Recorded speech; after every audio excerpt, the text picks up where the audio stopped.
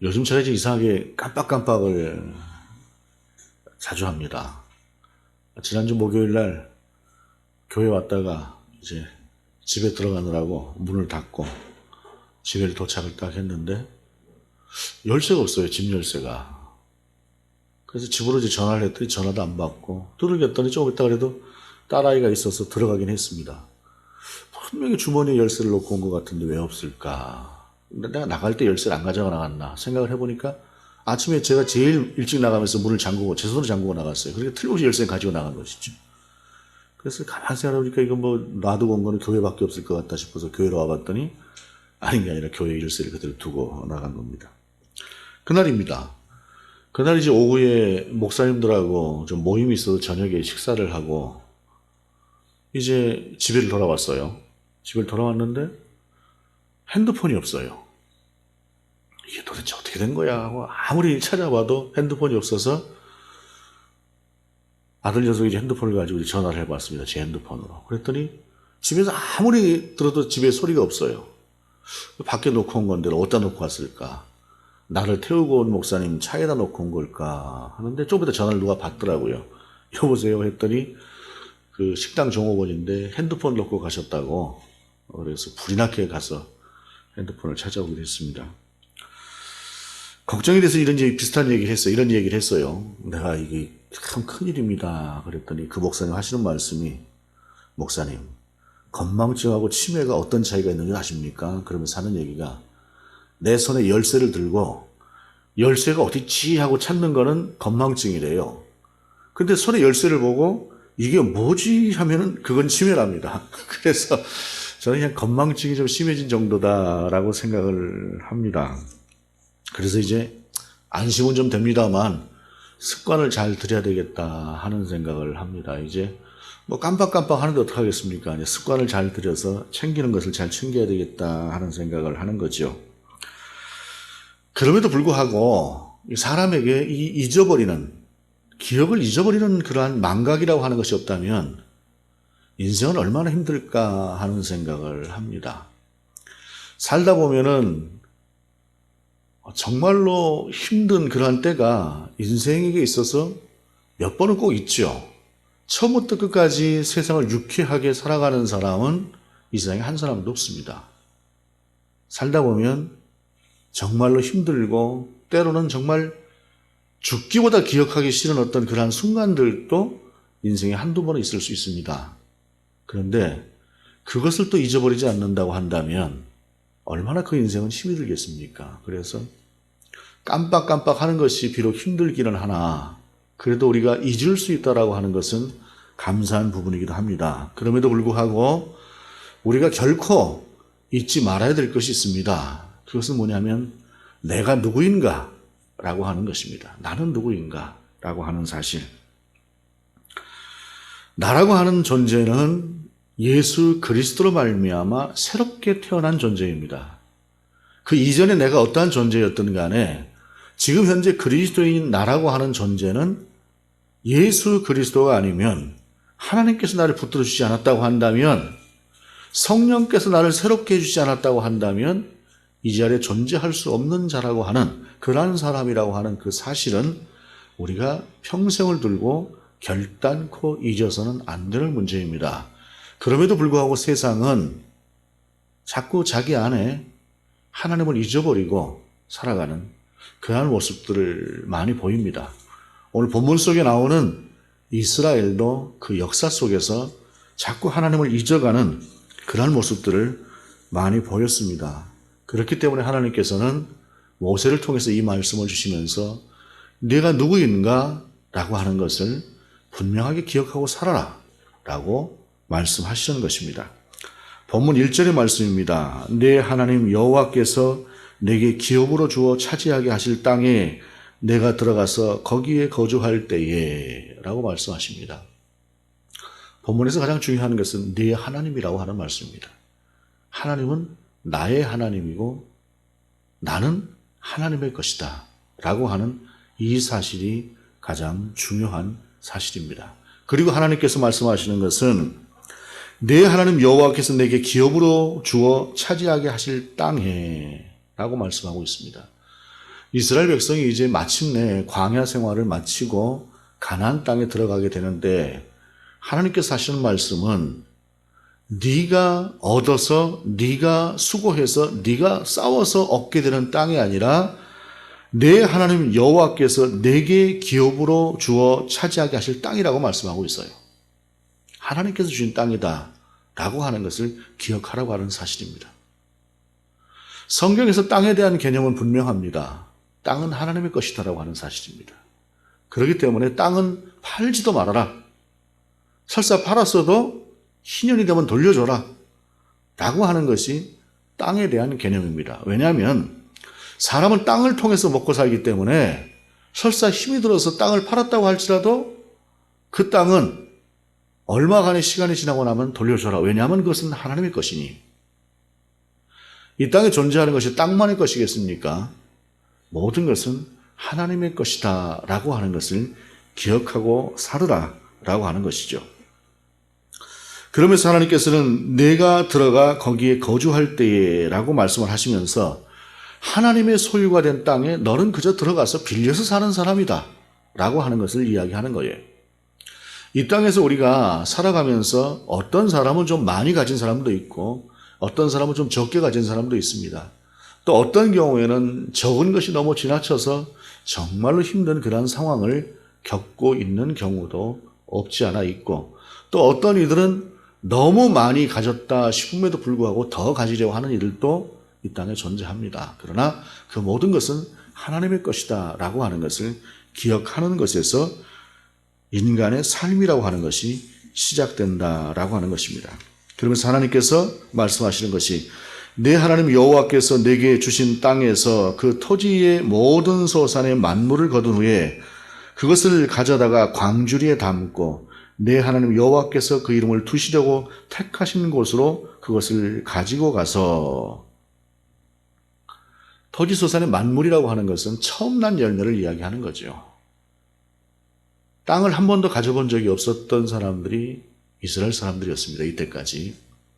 그 사람들은 애굽 땅에서 종살이를 하면서 남의 땅에서 얻어먹고 사는 사람들이었고 광야에서 살아갈 때에도 40년간 그들은 이 땅 저 땅으로 옮겨 다녔지 자기의 땅을 가져본 적이 한 번도 없었던 사람들입니다.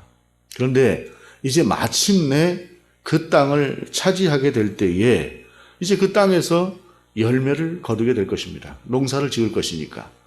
그 열매를 거둔 후에 가장 처음 나는 그 열매를 가지고 하나님께로 나아가라라는 것입니다. 성전으로 나아가라라고 하는 것이에요.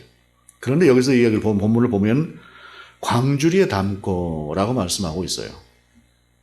그러니까 이것은 어떤 많은 양을 이야기하는 것은 아닙니다. 많은 양을 이야기하는 것이 아니라 이것이 하나님께로부터 왔습니다라고 하는 것을 하나님 앞에 분명하게 고백하는 고백이라고 하는 것이 중요하다라고 하는 것을 성경은 우리 가운데 전하고 있습니다.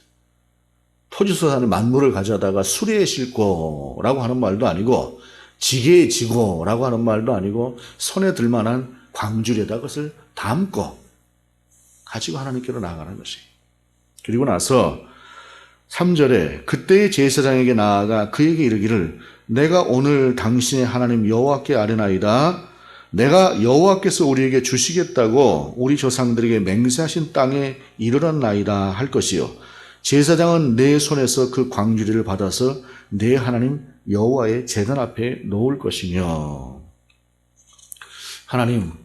하나님께서 약속하신 것이 있었습니다. 그 약속이 언제입니까? 400수십 년 전에 하나님께서 약속하셨어요. 그런데 그 약속이 마침내 이루어졌습니다 라고 하는 것을 하나님 앞에 아뢰는 것입니다. 하나님의 약속이 참 그래요. 어떤 약속은 눈앞에 있는 것에 대한 약속일 수도 있으나 또 어떤 약속은 믿음으로나 바라볼 일이지 내가 볼 수 없는 그런 약속도 있습니다. 그러나 중요한 것은 그 약속은 분명하게 이루어진다라고 하는 사실입니다. 그러면서 그 약속을 이루신 하나님 앞에, 살아계신 하나님 앞에, 지금도 역사하시는 하나님 앞에 그것을 드리고 이것을 가지고 왔습니다 하고 하나님 앞에 아뢰라라고 하는 것입니다. 그러면서 하나님께서 이렇게 아뢰라고 하시고 있는데 왜 하나님께서는 굳이 그 만물이라고 하는 것을 가져다가 하나님 앞에 꼭 아뢰면서 이 하나님께서 하셨던 약속이라고 하는 것이 마침내 이루어졌습니다라고 하는 것을 하나님 앞에 고백하라고 하는 이 세세한 부분까지도 하나님께서 말씀하시는 것일까요?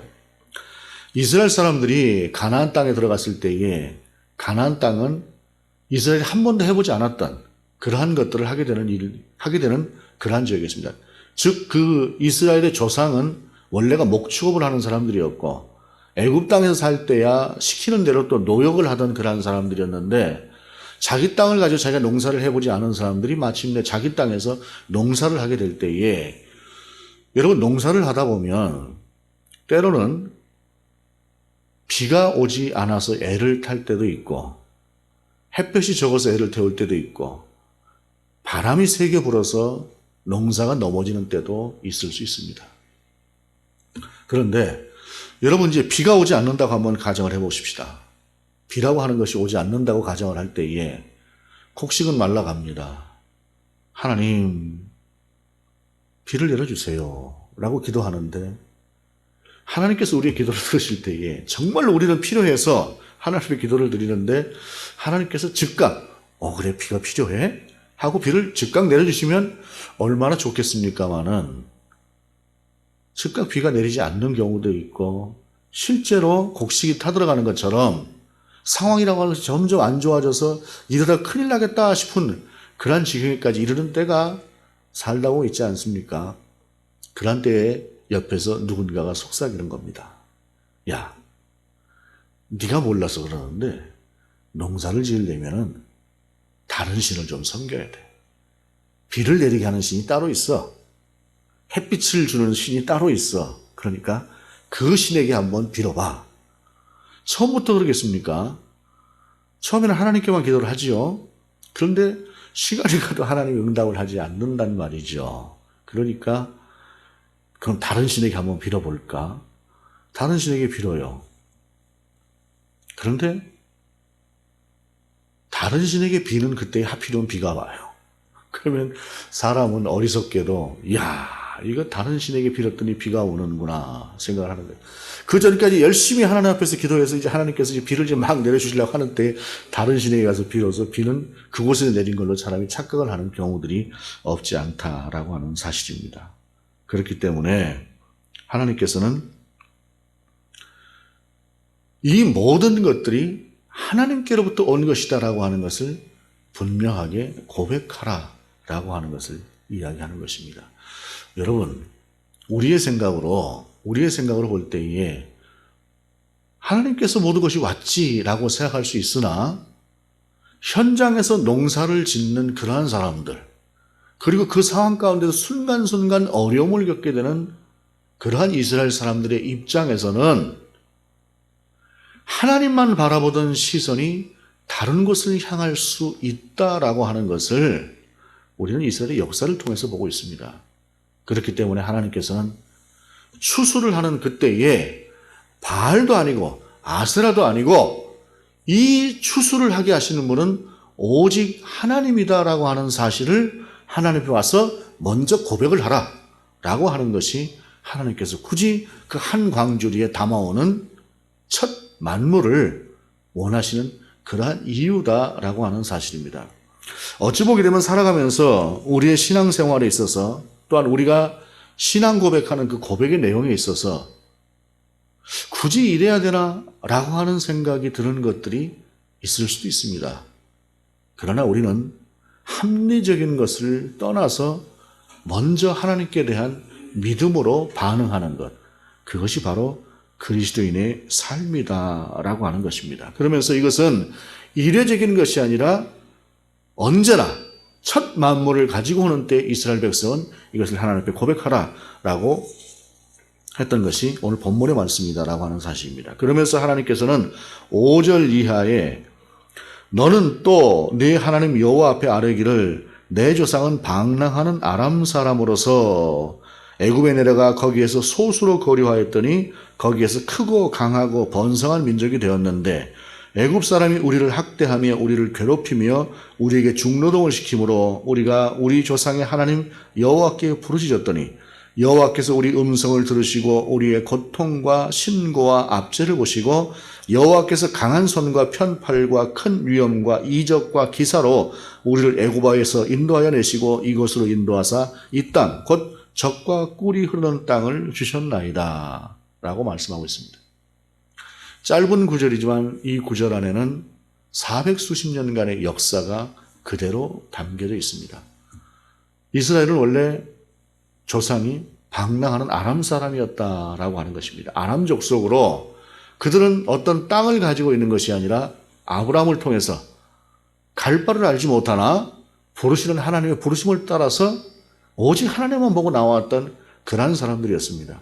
그 세대가 이삭의 대를 거치고 야곱의 대를 거치면서 야곱의 때에 요셉이라고 하는 사람을 통해서 하나님께서는 그들을 애굽 땅이라고 하는 곳에 들어가게 하셨고 애굽 땅에 들어갈 때 100명이 안 됐던 70여 명 정도에 불과했던 그 사람들이 나중에 수백 년이 지난 후에는 장정만 60만이 되는 그러한 숫자로 큰 민족을 이루게 되었다라고 하는 사실입니다. 그리고 그들이 큰 민족을 이루었을 때에 애굽은 그들의 그 불어난 숫자로 인해서 두려운 나머지 그들을 핍박하고 억압하고 더욱더 가혹하게 다루었고 그 가혹하게 다루는 중에 그들이 하나님 앞에 부르짖을 때에 하나님께서는 마침내 그 기도를 들으셔서 그들을 애굽 땅에서 끌어내셨고 가나안 땅으로 인도하셨다라고 하는 것을 짧게지만 그러나 분명하게 이들이 고백하고 있다라고 하는 사실입니다. 여러분, 우리가 신앙 고백, 사도신경으로 신앙을 고백할 때 그 안에는 짧지만 엄청난 내용이 들어 있습니다. 창조의 하나님으로부터 다시 오실 예수 그리스도까지, 그리고 이 땅에 존재하는 교회와 성령의 역사까지 정말로 광범위한 내용이 신앙 고백 안에 들어져 있습니다. 그것을 우리가 날마다, 주일마다, 예배 때마다 그 신앙 고백하는 이유가 무엇일까요? 우리는 전능하신 하나님, 천지를 창조하신 하나님을 믿는 사람들이라고 하는 사실이에요. 그리고 예수 그리스도를 믿고 그분이 이 땅에 육신을 입고 오셨다는 사실, 그리고 십자가에 달려 죽으시고 부활하셨고 다시 오실 재림의 주라고 하는 사실을 그냥 읽는 것이 아니라 우리 안에서 다시 한번 되새기면서 우리의 신앙을 온전한 정말 하나님이 원하시는 쪽으로 맞추어가는 것, 이것이 우리의 신앙 고백이기 때문에 우리가 예배 때마다 신앙 고백을 하는 것처럼 이스라엘도 1년에 한 번 추수를 하게 되면 반드시 가지고 와서 하나님 앞에 드릴 뿐만 아니라 이 신앙 고백을 하나님 앞에 드리면서 내가 누구인가 라고 하는 것을 다시 한번 하나님 앞에서 확인하는 그런 신앙 고백으로 드렸다라고 하는 사실입니다. 그리고 10절에 여호와여 이제 내가 주께서 내게 주신 토지 수산의 만물을 가져왔나이다 하고 너는 그것을 내 하나님 여호와 앞에 두고 내 하나님 여호와 앞에 경배할 것이며,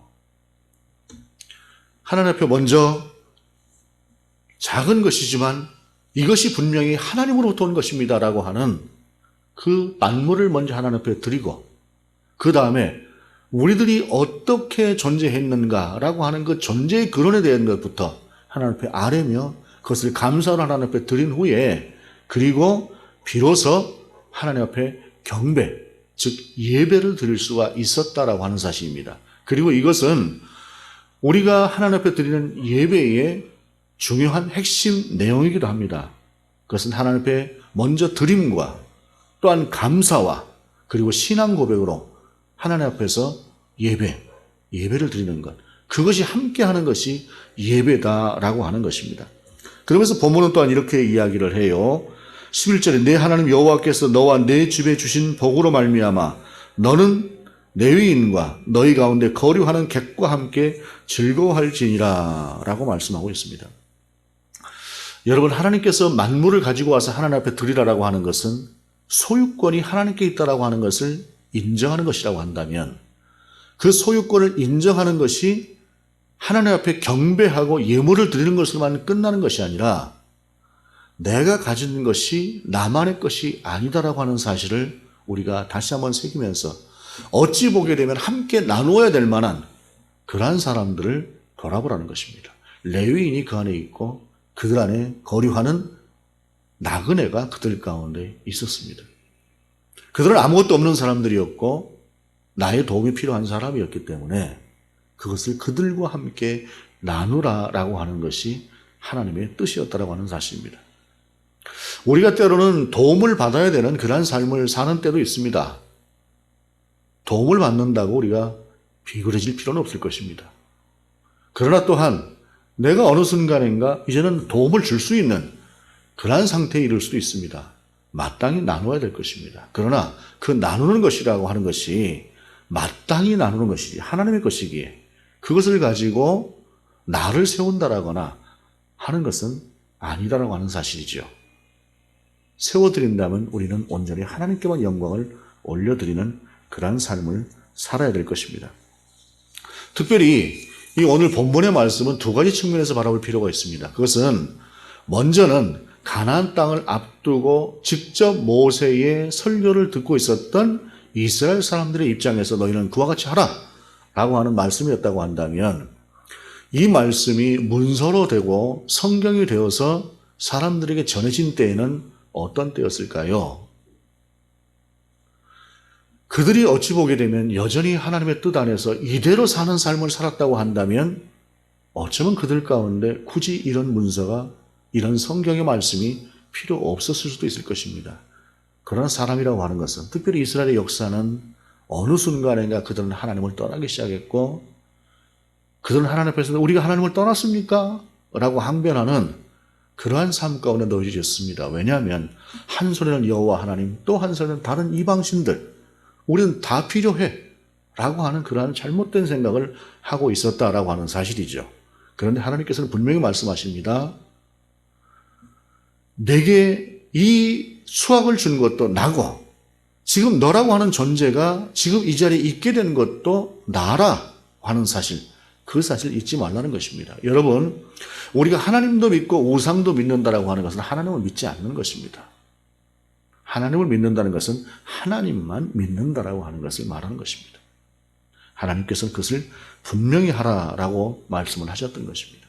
그리고 이 성경이 쓰여졌을 당시에 그들에게만 주어진 말씀일까요? 오늘을 살아가는 우리에게도 똑같이 주어지는 말씀이 오늘 본문의 말씀입니다. 나는 누구인가? 라고 할 때에 요즘 세대는 이런 말을 많이 하더군요. 나는 납니다. 자신에 대한 자신감이 참 넘치는 것은 참 좋은 일이라고 생각합니다. 왜냐하면 이 세상에 빈부는 있을 수 있으나 귀천은 있을 수가 없습니다. 사람은 누구나 지위의 고하를 막론하고 누구나 인격이라고 하는 것, 인권이라고 하는 것은 동등한 것이기 때문에 나는 나다라고 하는 자신감은 대단히 중요한 것이에요. 그러나 이것이 하나님 앞에서도 나는 나다라고 한다면 이거는 방자한 것이다 라고 하는 사실입니다. 사람과 사람과의 관계에서는 우리는 다 같이 동등한 한 사람입니다. 왜냐하면 누구는 하나님께서 귀하게 창조하시고 누구는 천하게 창조하신 것이 아니라 우리 모두를 다 하나님께서 귀하게 창조하셨기 때문입니다. 그렇다고 질서가 없다는 말은 결코 아닙니다. 모두가 다 귀한 자들이고 다만 역할이라고 하는 것이 있고 살아가면서 어떤 체계라고 하는 것이 있기 때문에 그것은 우리가 존중할 일이나 사람은 분명히 다 존귀한 존재라고 하는 사실이죠. 그러나 그것이 사람과 사람 사이에서의 문제이지 하나님과 우리 사이에서 문제는 아니라는 사실입니다. 내가 이 땅에서 가장 존귀한 대접을 받는 사람이든 어찌 보게 되면 아무도 쳐다봐주지 않는 그러한 사람이든 상관없이 나라고 하는 존재는 내가 지금 이 자리에 존재하는 것은 하나님으로부터 왔다라고 하는 사실입니다. 하나님의 백성이 아닌 사람들, 하나님을 모르는 사람들, 하나님을 떠난 사람들, 하나님을 부인하는 사람들, 이러한 사람들에게 해당되는 말이 아닙니다. 그러나 우리가 하나님을 우리의 아버지로, 예수 그리스도를 우리의 구주로 날마다 성령과 더불어 함께 살아가기를 기도하고 소망하는 사람들이라고 한다면 우리는 하나님의 사람이라고 하는 사실입니다. 우리의 근원은 하나님께 있고 우리에게 주어진 것도 하나님으로부터 온 것이고 또한 우리를 이끌어 가실 분도 하나님이라고 하는 그 사실이 가장 중요한 문제라고 하는 사실입니다. 그렇게 우리가 이 세상을 살아갈 때일지라도 비가 간절히 필요할 때 하나님이 아닌 다른 것들을 자꾸 바라보려고 했던 이스라엘처럼 오늘날 누가 바보같이 그 우상 바알과 아세라 같은 우상 쳐다보겠습니까? 오늘의 우상은 훨씬 더 교묘해졌고 우리를 속임에 능해진 그러한 모습으로 우리에게 다가오고 있습니다. 그 우상들은 우리가 깊이 묵상하지 않으면 정말 하나님 앞에 온전하게 서 있지 않으면 때로는 우상이 아닌 것처럼 보일 수 있는 것들로 우리 가운데 진화된 모습으로 이미 다가와 있는 수많은 것들이 있습니다. 어쩌면 우리도 모르는 사이에 우리는 그 우상들 속에 들어가 있을 수도 있을 일입니다. 그러한 때 오늘 우리는 우리의 말씀을 통해서 나는 정말로 하나님의 사람으로 하나님 앞에 존재하는가? 라고 하는 그 물으심. 하나님께서 너는 누구냐?